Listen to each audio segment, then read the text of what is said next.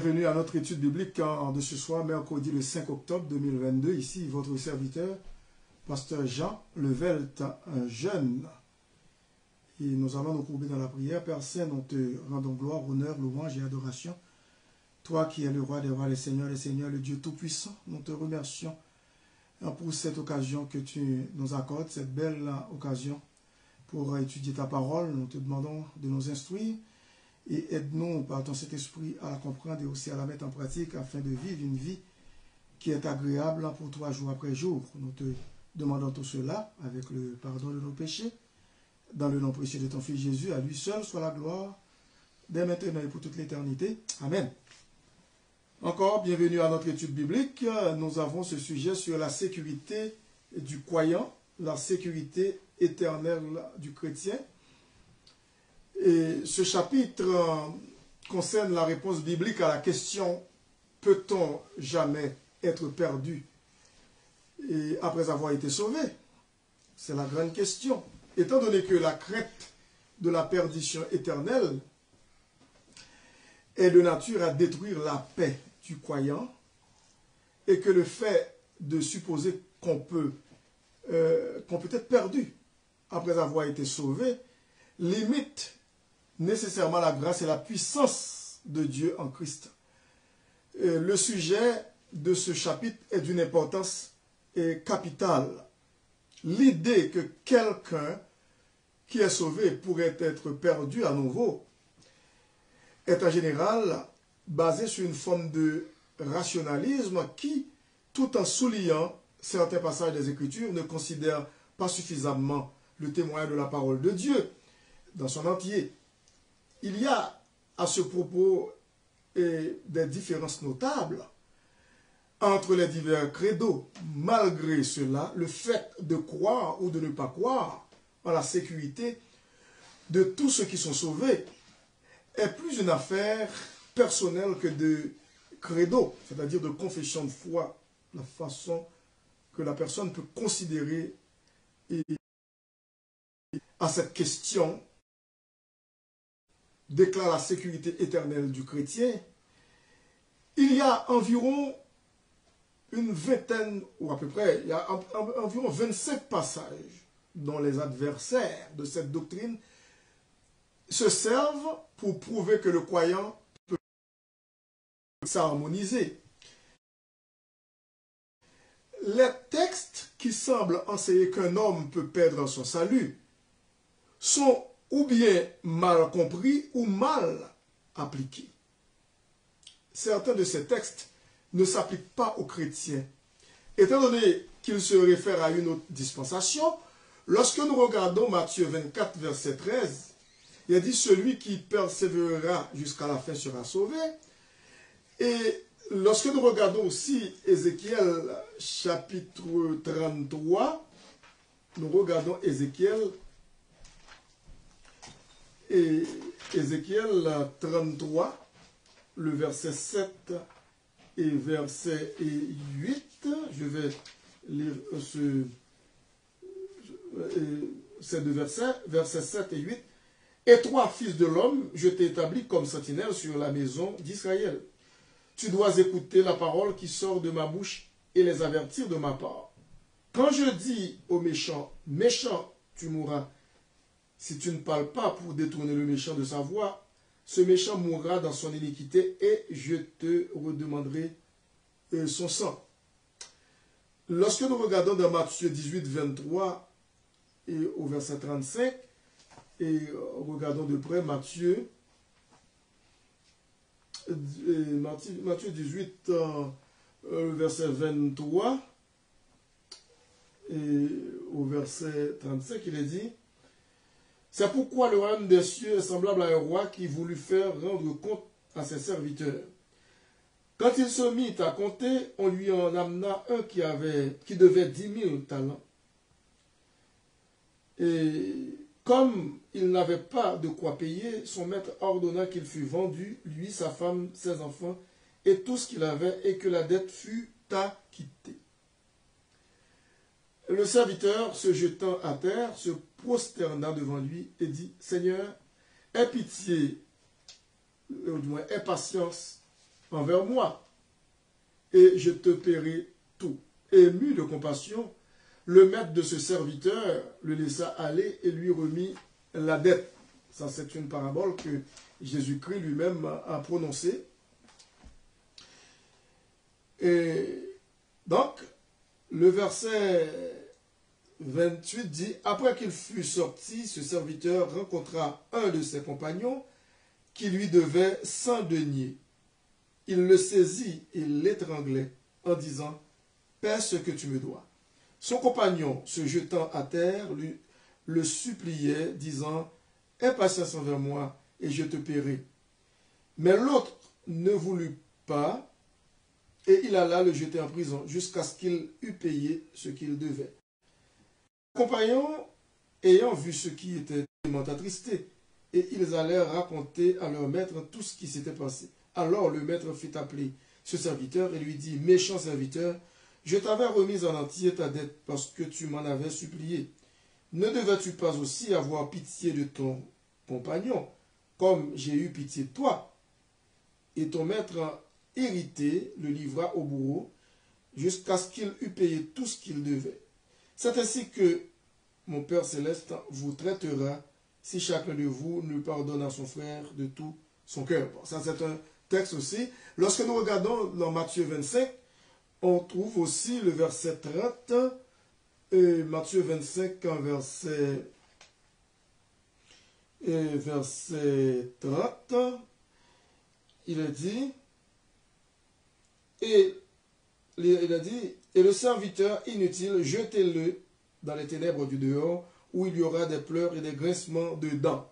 Bon, ce sont des passages que, et comme je vous ai dit, que les gens qui ne croient pas dans la sécurité éternelle font appel à ces passages pour faire valoir leur point de vue. D'autres passages visent les faux docteurs des derniers jours. 1 Timothée 4, verset 1 et 2.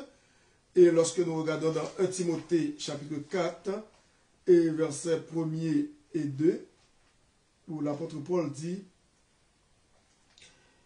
et 1 Timothée chapitre 4, verset 1 et 2, il est dit, vous savez, non, c'est pas, c'est Thessaloniciens plutôt. Ok. Ok, chapitre 4, verset 1 et 2.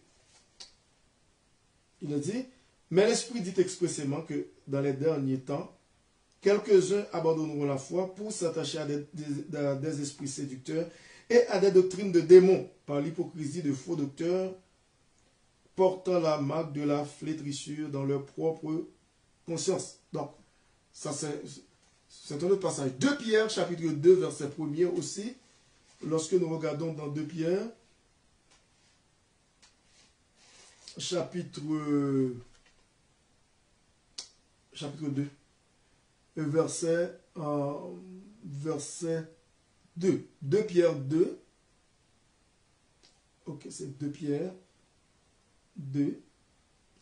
Verset 1er.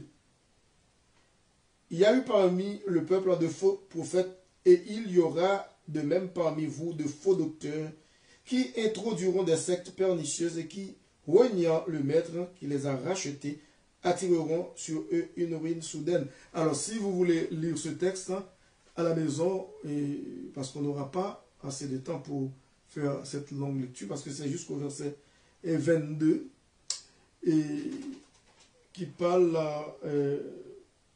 de la déchéance spirituelle, de l'abandon de ces gens qui prétendaient être des chrétiens. Et puis, il est question aussi du dernier temps. Dans Jude, le verset 17 au verset 19, et Jude, c'est le frère de Jésus-Christ, avant Apocalypse. Nous regardons aussi le verset Jude, et verset 17 au verset 19. Et il est dit, mais vous, bien-aimés, souvenez-vous des choses annoncées d'avance, par les apôtres de notre Seigneur Jésus-Christ. Il vous disait qu'au dernier temps, il y aurait des moqueurs, marchant selon leur convoitise impie. Ce sont ceux qui provoquent des divisions, hommes sensuels n'ayant pas l'esprit. Bon. Un verset décrit une simple réforme morale lorsque nous regardons dans Luc 11, verset 24 au 26. Luc 11.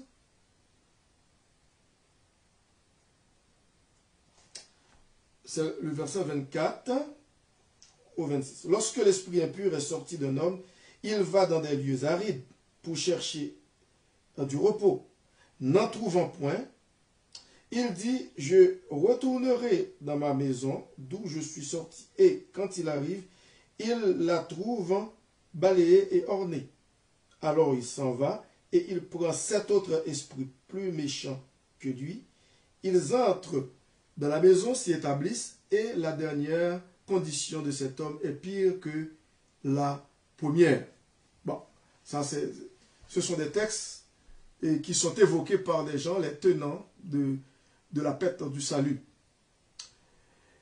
Plusieurs passages soulignent le fait que la profession chrétienne est justifiée par ses fruits. Lorsqu'on regarde aussi dans 1 Jean 3, verset 10, il y a aussi Jean 8, verset 31, il y a Jean 15, verset 6, où Jésus-Christ lui-même s'est comparé au cep, le bois de la vigne, et qui est lui qui est la véritable vigne, et nous sommes les branches, les sarments, parce que Jésus-Christ se dit le vrai cep dans Jean 15, et aussi 2 Pierre, chapitre 1, verset 10, il y a Jacques, chapitre 2, verset 14, et vous pouvez prendre tous ces passages-là, si toutefois je vais trop vite, vous pouvez quand même me signaler ça après, parce qu'il y aura quand même un temps pour les questions. Jacques 2, verset 14 au verset 26, 1 Corinthiens 15, verset 1er et verset 2, il y a Hébreux 3, verset 6 et verset 14. Ajoutez à cela certains textes contenant des avertissements qui, correctement interprétés, n'impliquent pas que le croyant, sous la grâce, puisse encore se perdre. Les Juifs sont avertis que depuis la cessation des sacrifices, ils doivent se tourner vers Christ ou s'attendre à être perdus, d'après Hébreux 10, verset 26. Lorsque nous regardons Hébreux, chapitre 10, verset 26, Hébreux 10, verset 26. Maintenant, je vais vous lire ce passage. Car si nous péchons volontairement après avoir reçu la connaissance de la vérité, il ne reste plus de sacrifice pour les péchés, mais une attente terrible du jugement et l'ardeur d'un feu qui dévorera les rebelles. Les rebelles. Donc, il s'agit d'un avertissement aux Juifs, parce que c'est ce que ici le contexte parle, les Juifs sont avertis que depuis la cessation des sacrifices, eh bien, ils n'ont pas le choix. Pour être sauvés, il faut absolument mettre sa confiance en Jésus-Christ. Ils doivent se tourner, ces Juifs-là, vers Jésus-Christ lui-même, ou s'attendre à être perdus, d'après ce passage. De la même manière, mes chers auditeurs et auditrices, un avertissement est adressé aux païens et aux juifs inconvertis contre le danger de tomber après avoir été éclairé par le Saint-Esprit, lorsque nous regardons dans Hébreux 6, verset 4 au verset 9. Vous connaissez très bien ce passage. Et si on regarde Hébreux, chapitre 6, verset 4 au verset 9. Alors ici, il est dit,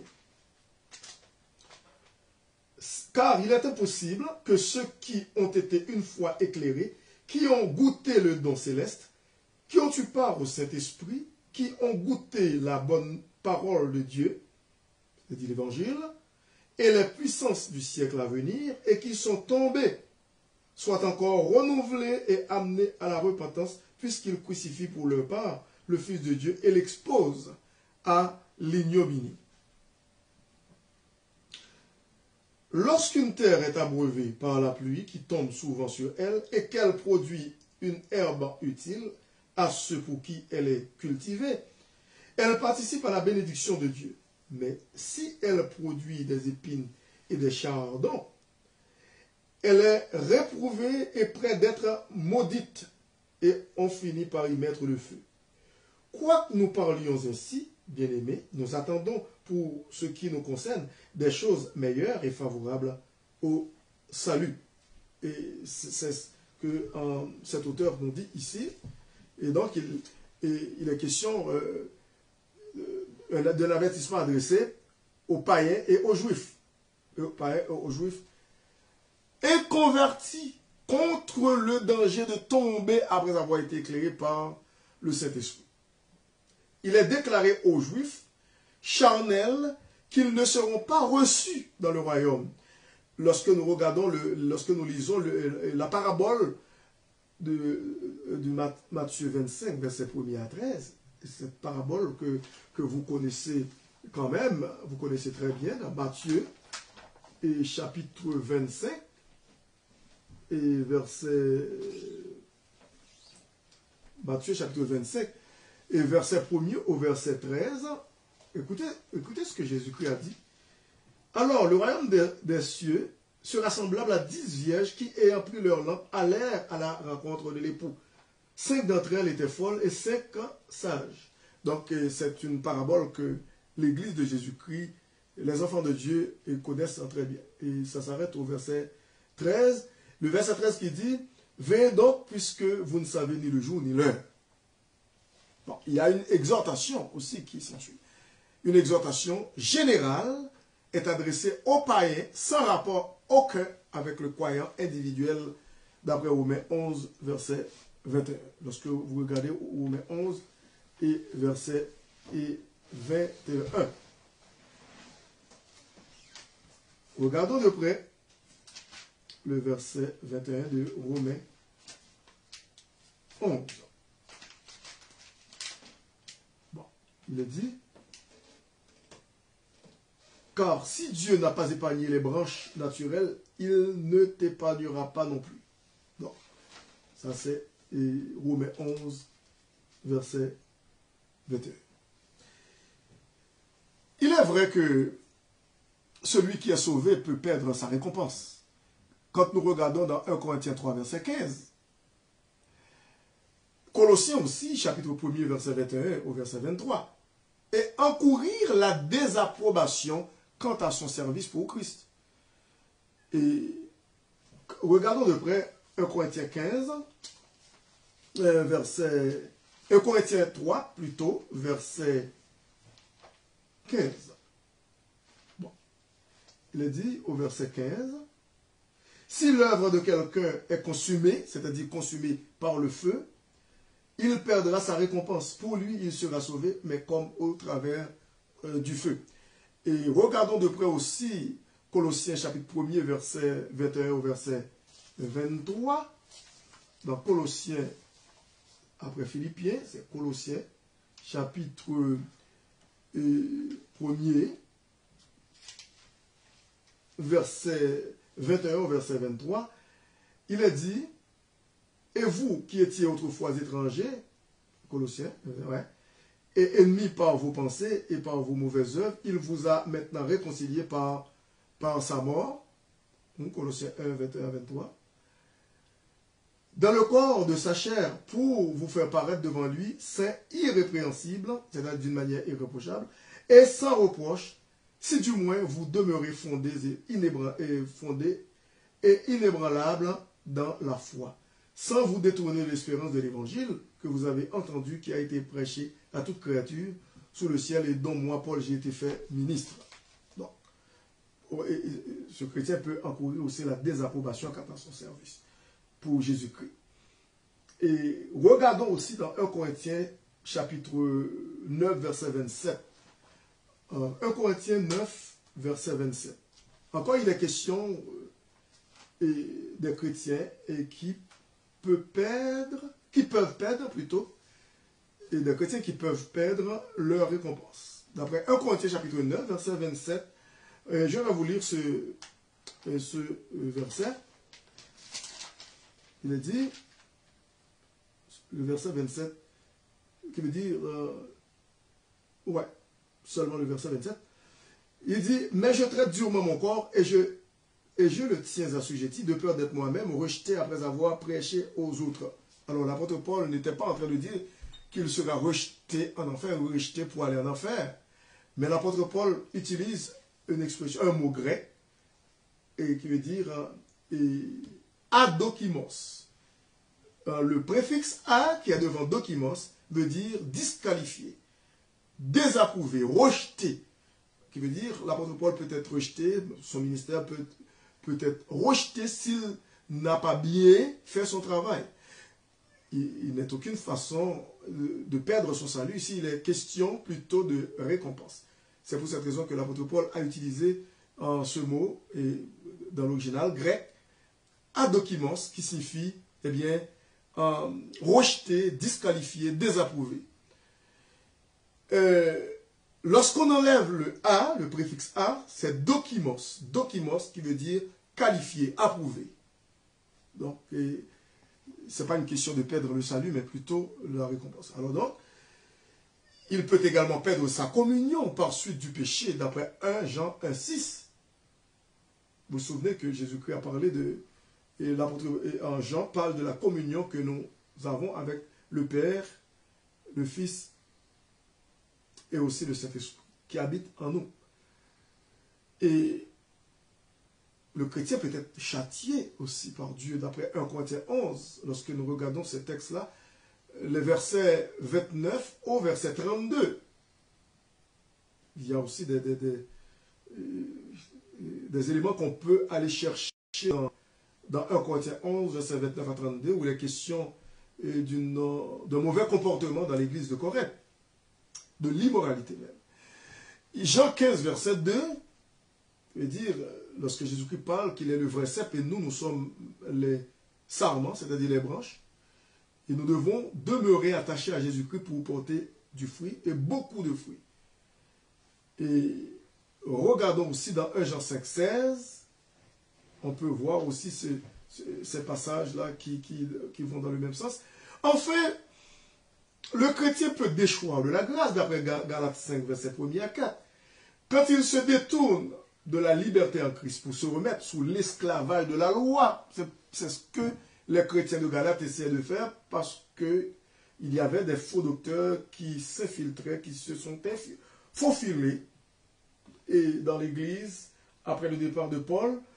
Et puis, eh bien, ils enseignaient de fausses doctrines, qui veut dire, ils peuvent, ces chrétiens-là, les chrétiens de Galate, et ces faux docteurs encourageaient ces chrétiens, oui, à garder la grâce, qui veut dire à marcher avec Jésus-Christ, tout en gardant la loi de Moïse. Ça, à ce moment-là, c'était incompréhensible. On ne peut pas mettre ensemble la loi de Moïse avec la grâce. On ne peut pas tenir la grâce de Dieu d'une main et aussi la loi mosaïque. C'est une façon de le dire. Alors, impossible, on ne peut pas, comment dirais-je, le faire comme ça, parce que la parole de Dieu nous fait comprendre que, eh bien, c'est par la grâce que nous sommes sauvés, d'après Éphésiens 2. C'est ça, Éphésiens 2, c'était par le moyen de la foi.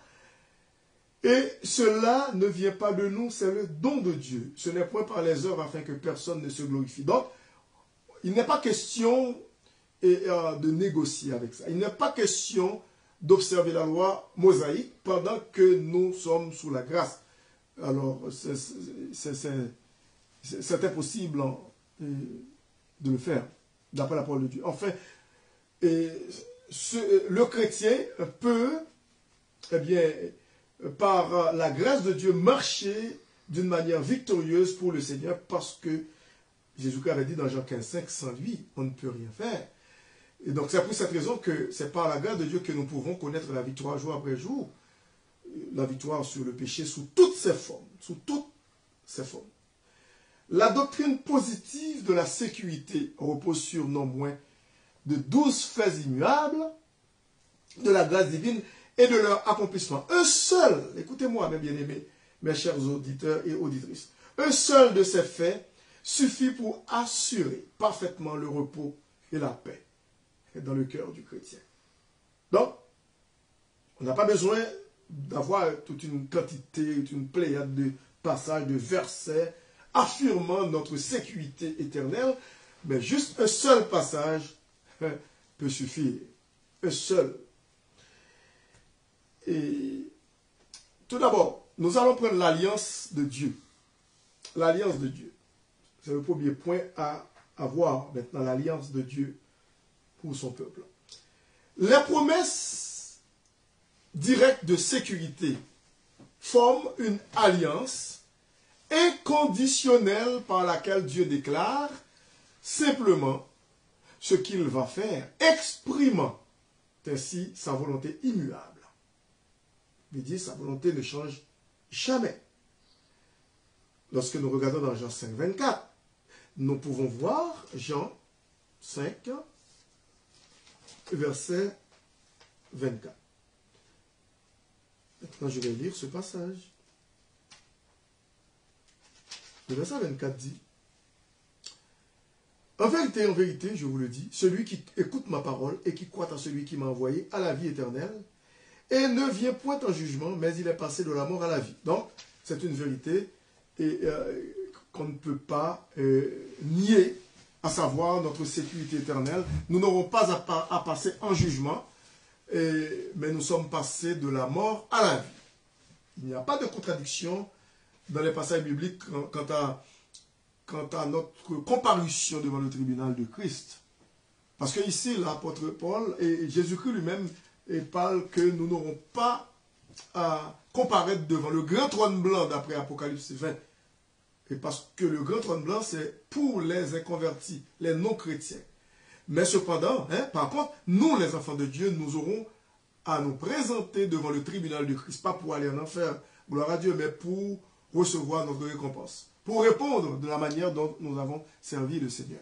Et c'est pour cette raison que Jésus-Christ a dit que, au verset 24 dans Jean chapitre 5, et le verset 24, il est dit, en vérité, je vous le dis, celui qui écoute ma parole et qui croit à celui qui m'a envoyé a la vie éternelle et ne vient point en jugement, mais il est passé de la mort à la vie.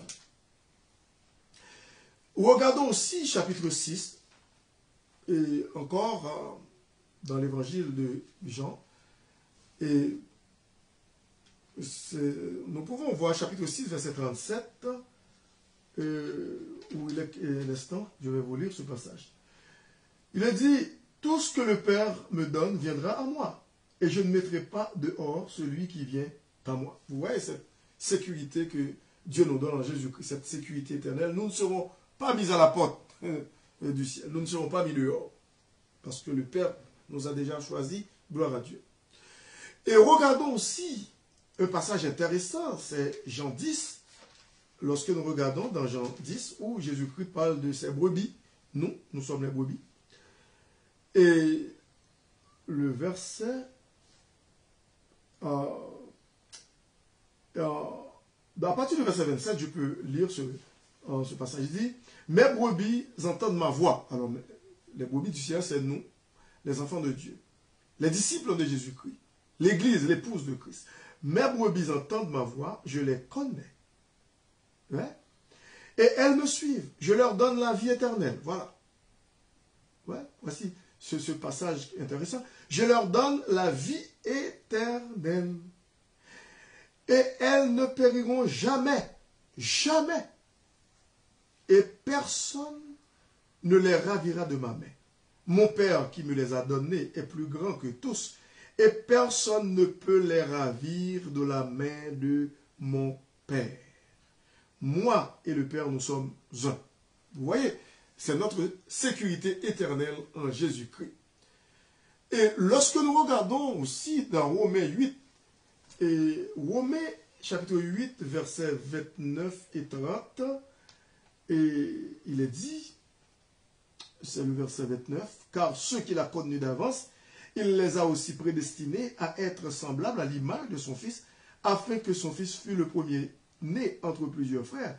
Et ceux qu'il a prédestinés, il les a aussi appelés. Et ceux qu'il a appelés, il les a aussi justifiés. Et ceux qu'il a justifiés, il les a aussi glorifiés. Donc, vous voyez les étapes parcourues par le chrétien, même avant, sa création, avant d'être appelé à l'existence. Dieu nous connaissait déjà. Lorsque nous regardons aussi dans Éphésiens chapitre 1, verset 4, en lui, Dieu nous a élus. En Jésus-Christ, Dieu nous a élus avant la fondation du monde. Et kataboles en grec, qui veut dire avant la fondation du monde. Avant une parcelle de poussière, un petit grain de poussière. Avant la formation d'un grain de poussière. Parce que nous avons été les derniers créés, nous les êtres humains. Pourtant, Dieu nous a élus avant même la fondation du monde. Nous avons la révélation de ce dessein éternel dont la réalisation est assurée par la grâce souveraine et en dehors de toute œuvre au mérite humain. Deuxièmement, la puissance de Dieu. Mes chers auditeurs, la puissance de Dieu. Dieu est omnipotent. Omnipotentiel. Tout puissant. Les Écritures affirment que Dieu est capable de garder tous ceux qui sont sauvés par Christ. Jean 10, 29, je viens de lire ce verset.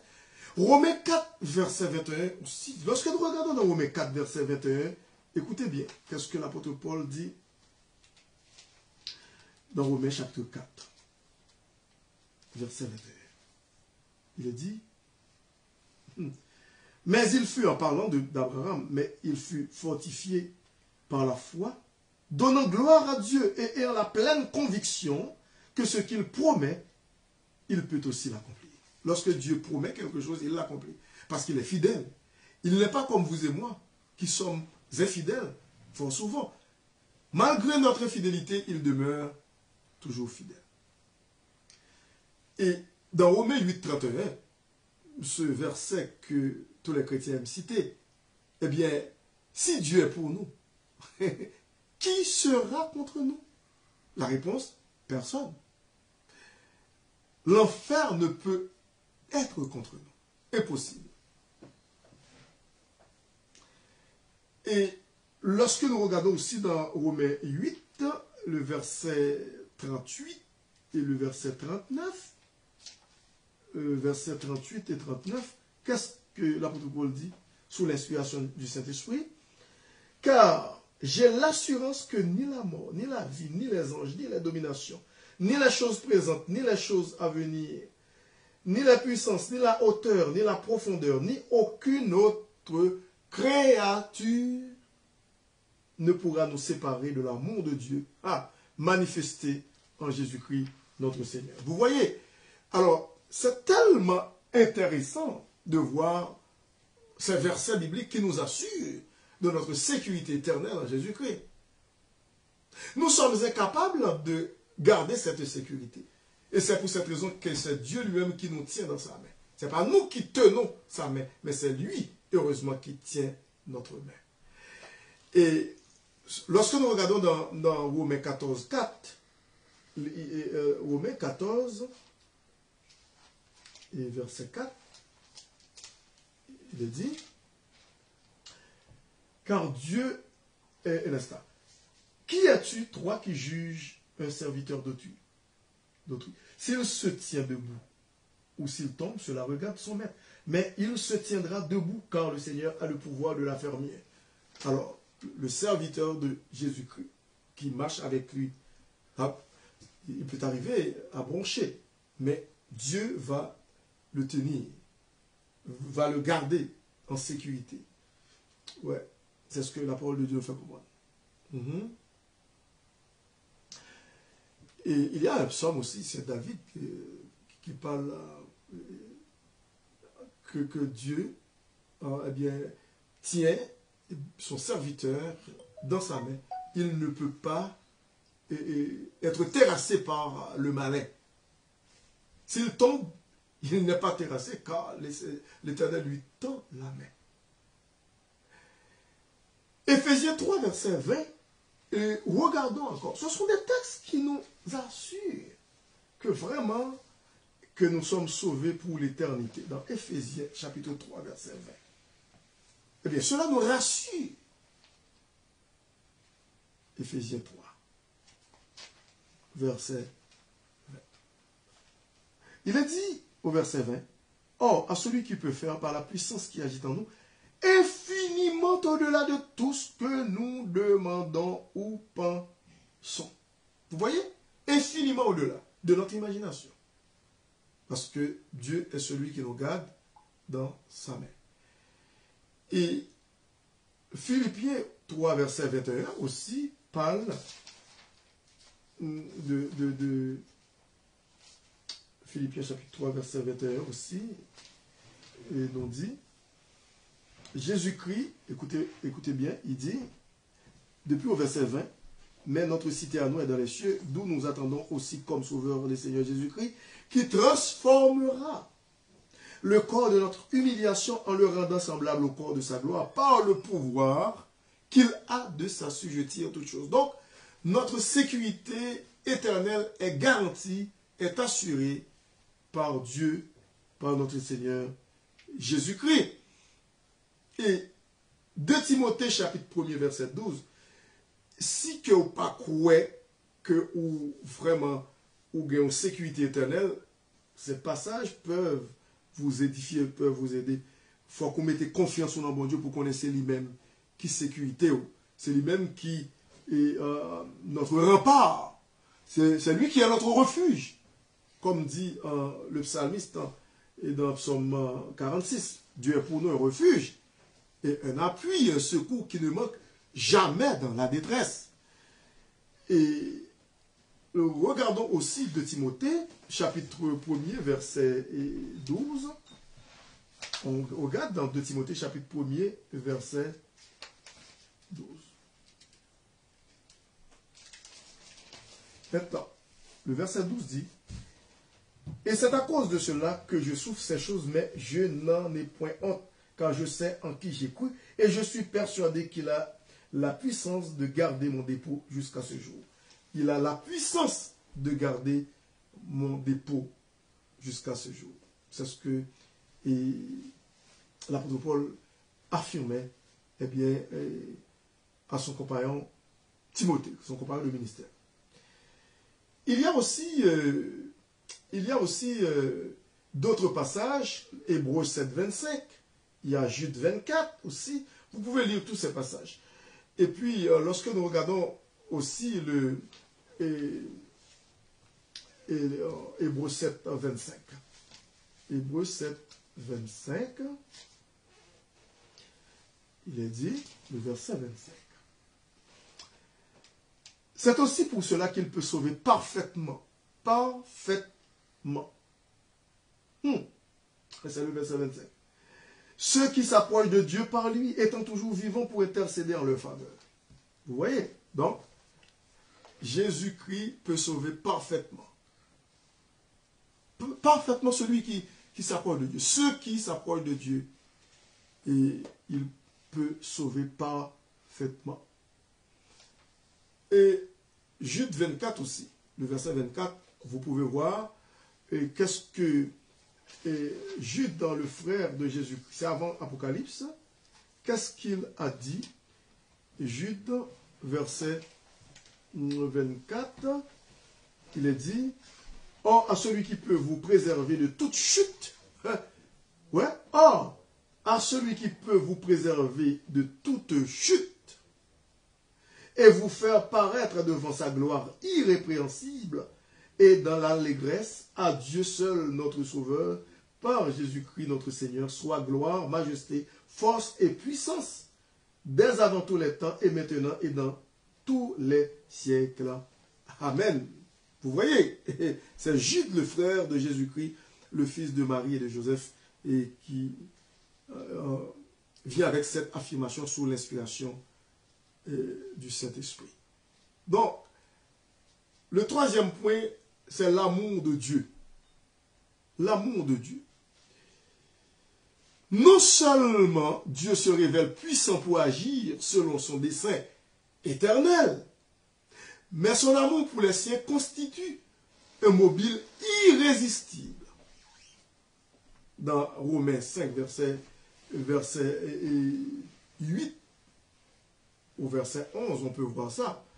Et cet amour est décrit comme dépassant même celui qu'il a pour les pécheurs, pour lesquels il a livré son Fils à la mort, d'après Jean 3,16, car Dieu a tant aimé le monde. Il a tellement aimé le monde qu'il a donné son Fils unique afin que quiconque croit en lui ne périsse point, mais qu'il ait la vie éternelle. Quiconque croit en lui, en Jésus-Christ, ne périsse pas, mais qu'il ait la vie éternelle. Donc, c'est tellement agréable de voir en cela. La chose est claire, mes chers auditeurs, mes bien-aimés.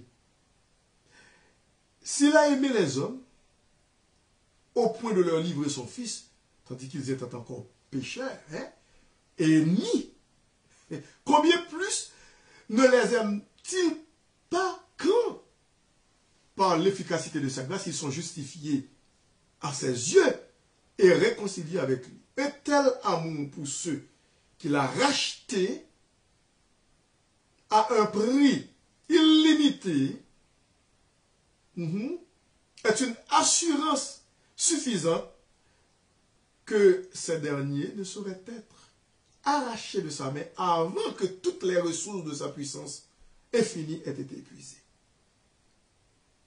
Fais cœur content, ou même qui gagne Christ dans la vie. Marchez avec le Seigneur, sans doute, pas besoin de douter, sans douter, avec une paix inaltérable. Une paix que bon Dieu baille. On n'a pas besoin de sauter, de casser. Est-ce qu'on a perdu salut? Est-ce que c'est... Non, non. Lorsque nous sommes en Jésus-Christ, nous l'avons reçu dans notre cœur comme notre Sauveur Seigneur personnel, d'une manière sincère. Il est venu dans nos cœurs. Il a changé notre vie. Nous sommes à lui pour l'éternité. Personne ne pourra nous ravir de sa main. D'après Jean 10, verset 28 et suivant. Parce que nous sommes en sécurité dans la main de notre Seigneur Jésus-Christ. Et il y a aussi un quatrième point, c'est la prière du Fils de Dieu. La prière du Fils de Dieu. Son intercession en faveur des saints. En faveur de nous, les enfants de Dieu.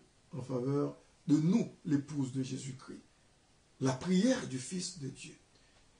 Tandis qu'il était encore sur la terre, Christ a prié afin que ce que le Père lui avait donné fût gardé.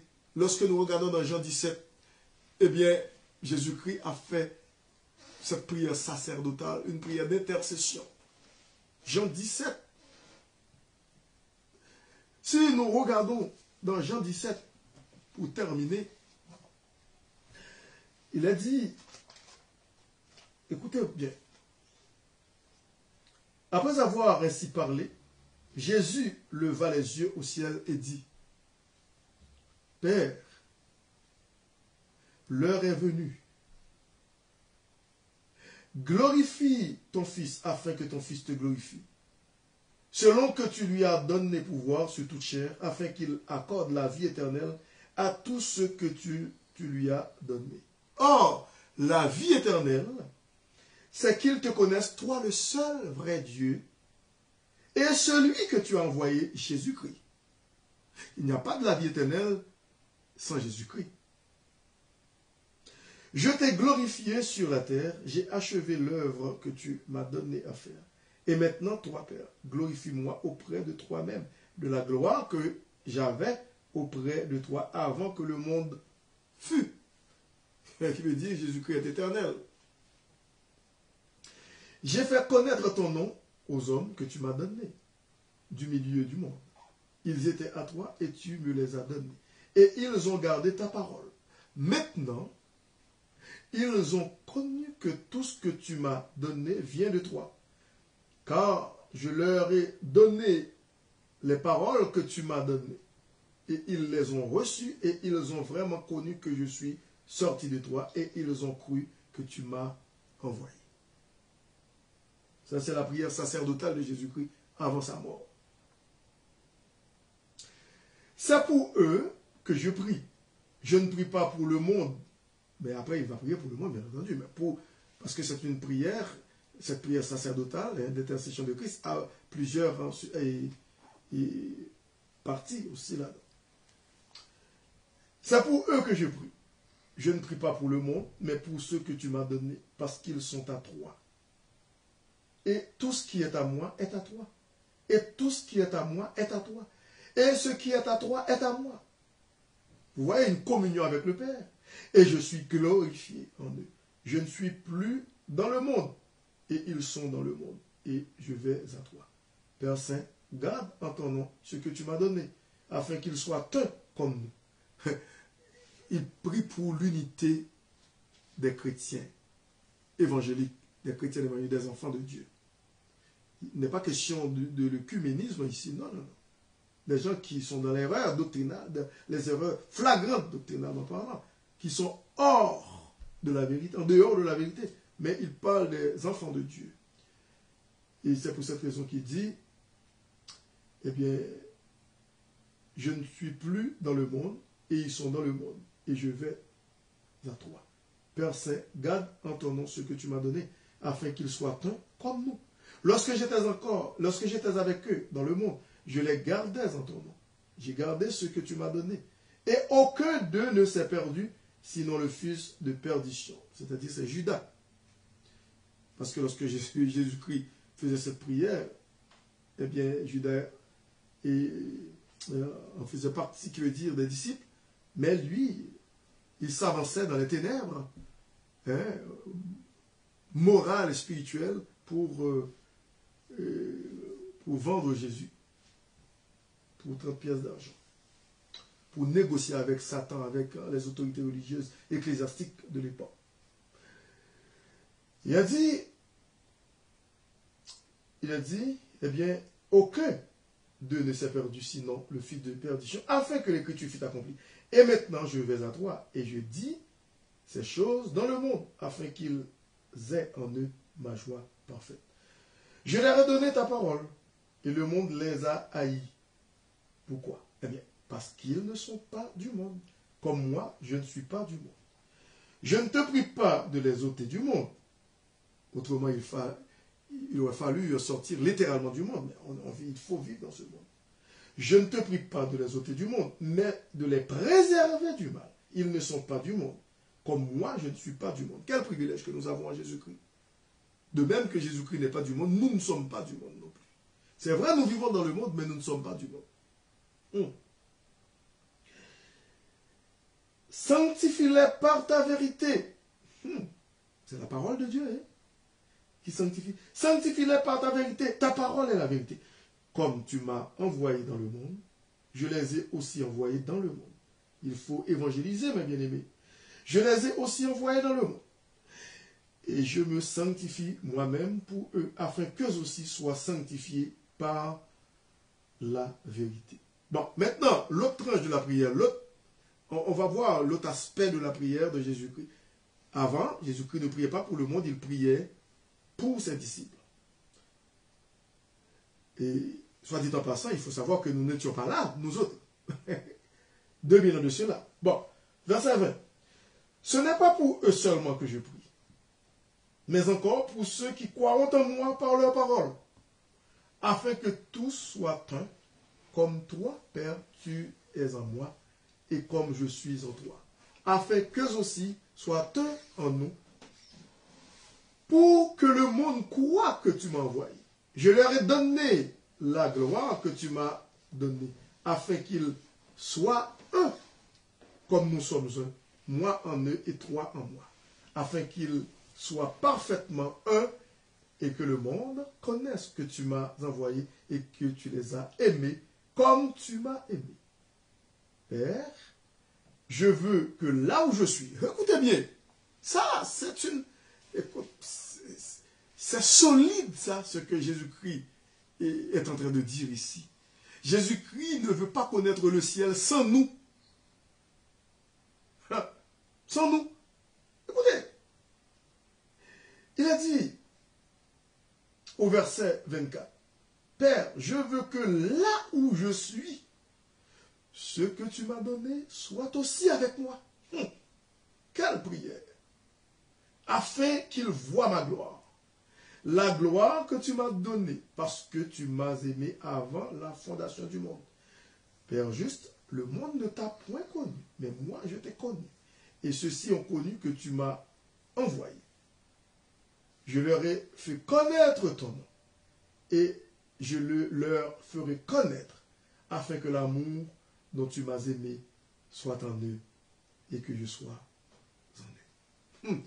Quelle prière sacerdotale, quelle prière convaincante, quelle prière est vraiment une prière solide que Jésus-Christ a faite pour nous, hein, les enfants de Dieu.